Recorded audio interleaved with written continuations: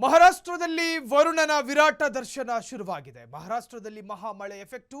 ರಾಜ್ಯದ ಬಹುತೇಕ ನದಿಗಳು ಉಗ್ರ ರೂಪವನ್ನು ತಾಳ್ತಾ ಇದೆ.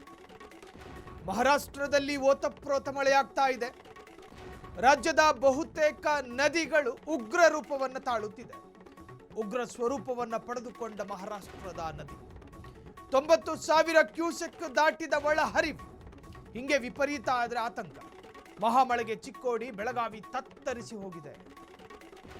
ಮತ್ತೆ ಪ್ರವಾಹದ ಭೀತಿಯಲ್ಲಿ ಜಿಲ್ಲೆಯ ಜನ. ದೂಧಗಂಗಾ, ವೇದಗಂಗಾ, ಪಂಚಗಂಗಾ ಅಬ್ಬರಿಸಿ ಬೊಬ್ಬಿರಿಯುತ್ತಿದೆ. ನದಿ ತೀರದಲ್ಲಿ ನೆರೆಯ ಎಫೆಕ್ಟ್. ಮಹಾರಾಷ್ಟ್ರದಲ್ಲಿ ವಿಪರೀತ ಮಳೆ ಆಗ್ತಾ ಇದೆ.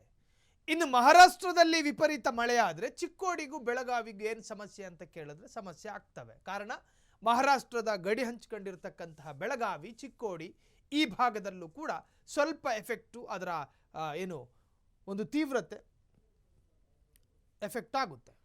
ಸೊ ಈಗಾಗಲೇ ಮಹಾರಾಷ್ಟ್ರದಲ್ಲಿ ಎಡೆಬಿಡದೆ ಮಳೆ ಸುರಿತಾ ಇದೆ. ದಿನದ 24 ಗಂಟೆಗಳ ಕಾಲವೂ ಕೂಡ ಮಹಾರಾಷ್ಟ್ರದಲ್ಲಿ ಭಾರಿ ಮಳೆ.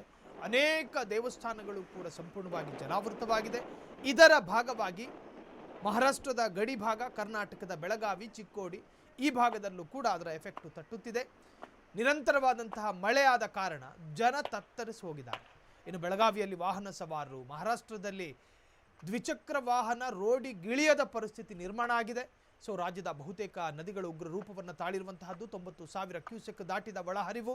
ಮಹಾಮಳೆಗೆ ಚಿಕ್ಕೋಡಿ, ಬೆಳಗಾವಿ ತತ್ತರಿಸಿ ಹೋಗಿದೆ. ಮತ್ತು ಪ್ರವಾಹದ ಭೀತಿಯಲ್ಲಿ ಜಿಲ್ಲೆಯ ಜನ ಇದ್ದಾರೆ. ದೂಧಗಂಗಾ, ವೇದಗಂಗಾ, ಪಂಚಗಂಗಾ ಅಬ್ಬರಿಸಿ ಬೊಬ್ಬಿರಿತಾ ಇದೆ. ಇನ್ನು ನದಿ ತೀರದಲ್ಲಿ ನೆರೆ ಭೀತಿ. ಜಿಲ್ಲಾಡಳಿತವು ಕೂಡ ಅಲರ್ಟ್ ಆಗಿದೆ. ಈ ಬಗ್ಗೆ ಹೆಚ್ಚಿನ ಡೀಟೇಲ್ಸ್ ಕೊಡೋದಕ್ಕೆ ಚಿಕ್ಕೋಡಿ ಪ್ರತಿನಿಧಿ ರುದ್ರೇಶ್ ಫೋನ್ ಸಂಪರ್ಕದಲ್ಲಿದ್ದಾರೆ. ರುದ್ರೇಶ್, ಎಲ್ಲೋ ಒಂದು ಕಡೆ ಕರ್ನಾಟಕದಲ್ಲಿ ಮುಂಗಾರು ಆರಂಭದಲ್ಲೇ ಕೈ ಕೊಡ್ತು ಅನ್ನೋ ಆರೋಪದ ನಡುವೆ ಬೆಳಗಾವಿಯಲ್ಲಿ ಬರ್ತಾ ಇರೋ ನೀರು ನಿಲ್ತಾ ಇಲ್ಲ, ಮಳೆ ನಿಲ್ತಾ ಇಲ್ಲ ಅನ್ನೋ ಆರೋಪ. ಈ ಬಗ್ಗೆ ಮಾಹಿತಿ ಕೊಡೋದಾದ್ರೆ. ಮಹಾರಾಷ್ಟ್ರದ ಪಶ್ಚಿಮ ಘಟ್ಟದಲ್ಲಿ ದೊಡ್ಡ ಪ್ರಮಾಣದ ಮಳೆ ಆಗ್ತಿದೆ. ಇದರಿಂದ ಬೆಳಗಾವಿ ಜಿಲ್ಲೆ ಚಿಕ್ಕೋಡಿ ತಾಲೂಕಿನ ಸುತ್ತಮುತ್ತಲಿನ ಸುಮಾರು 8 ಕೆಳಸತಿಗಳು ಸಂಪೂರ್ಣ ಮುಳುಗಡೆಯಾಗಿದೆ. ಅದರ ಜೊತೆಗೆ ದೂಧಗಂಗಾ, ವೇದಗಂಗಾ ಕೂಡ ಸಂಪೂರ್ಣ ನದಿಗಳು ತುಂಬಿ ಹರಿಯುತ್ತಿವೆ. ಅಲ್ಲದೆ ನಿನ್ನೆ ಕೂಡ ಕೃಷ್ಣಾ ನದಿಗೆ 80,000 ಕ್ಯೂಸೆಕ್ ನೀರನ್ನು ಹರಿಬಿಡಲಾಗಿದೆ. ಇದರಿಂದ ನದಿ ಪ್ರಾಂತದ ಜನರಿಗೆ ಸಾಕಷ್ಟು ತೊಂದರೆ ಆಗ್ತಾ ಇದೆ. ಬೆಳೆದಂತ ಬೆಳೆಗಳು ಕೈ ಬರದೆ ಸಾಕಷ್ಟು ಸಮಸ್ಯೆಗಳು ಉದ್ಭವ ಆಗಿದೆ ಅಂತಾನೆ ಹೇಳ್ಬೋದು.